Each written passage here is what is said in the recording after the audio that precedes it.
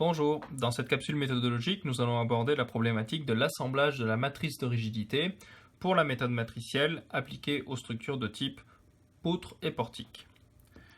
Dans cet exemple, nous allons plus particulièrement aborder une structure de type portique à 4 nœuds.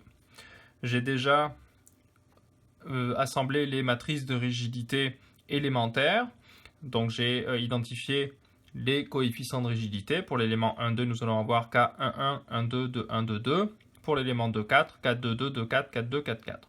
Et j'ai pris des valeurs fictives pour chacun de ces coefficients de rigidité. Ici, on va surtout s'intéresser à la méthode pour assembler la matrice de rigidité globale. Comme il s'agit d'une structure composée de 4 nœuds, la matrice de rigidité globale va être de dimension 4. Donc j'ai déjà pris la peine de donner les coefficients de cette matrice de rigidité. Donc K1, 1, 1, 2, 1, 3, 1, 4, 2, 1, 2, 2, 2, 3, 2, 4 et ainsi de suite.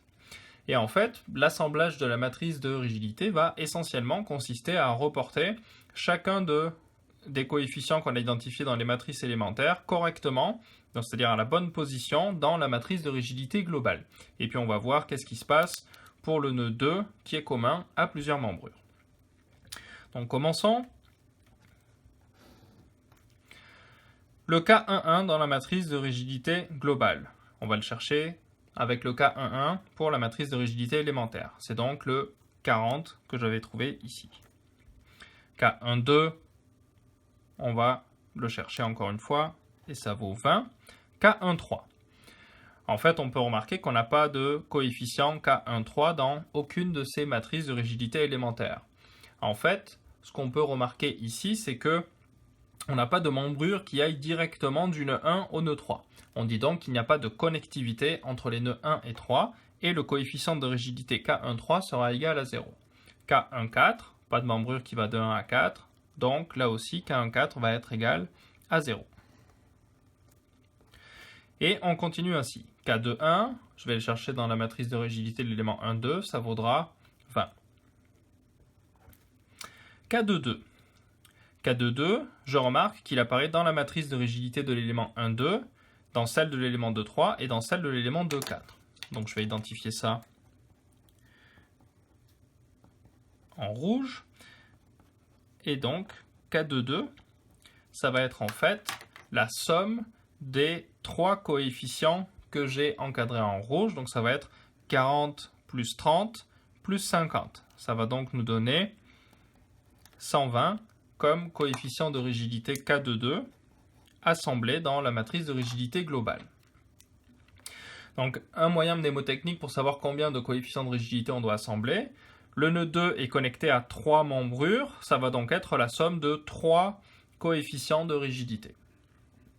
K23, ça vaut 15, et K24, on le trouve dans cette matrice ici, ça vaut 25. K31, 0, pas de connectivité entre les nœuds 1 et 3. K32, je le trouve dans cette matrice, ça vaut 15. K33, ça vaut 30. K34, 0. On n'a pas de membrure entre les nœuds 3 et 4, donc K34 vaut 0. K41, 0. K42, je le trouve dans cette matrice, ça vaut 25. K43, ici, ça vaut 0. Pas de membrure entre les nœuds 3 et 4. Et K44 vaut 50. Et voici la matrice de rigidité globale. Comme vous pouvez le voir, il s'agit d'une matrice symétrique. La matrice de rigidité d'une structure doit toujours être symétrique, sinon c'est que vous avez fait une erreur quelque part. Ici, on peut identifier assez aisément la position des différents coefficients, des différentes matrices de rigidité élémentaires dans la matrice de rigidité globale. Donc si je considère, je vais l'encadrer en bleu, la matrice de rigidité de l'élément 1, 2, on la voit apparaître ici, en haut à gauche. La matrice de rigidité de l'élément 2, 4, on va la voir apparaître 4, 2, 2, 2, 4, 4, 2 et 4, 4. Donc comme on a deux chiffres qui ne sont pas consécutifs, on voit que les éléments ne sont pas contigus dans la matrice de rigidité globale. Et enfin, je vais l'identifier en noir. La matrice de rigidité de l'élément de 3, c'est celle que l'on retrouve au centre de la matrice de rigidité globale. Donc voici comment on assemble la matrice de rigidité globale. S'il y a des questions, n'hésitez pas à les poser dans les commentaires. Et comme d'habitude, mettez un pouce bleu si vous avez apprécié ce type de vidéo.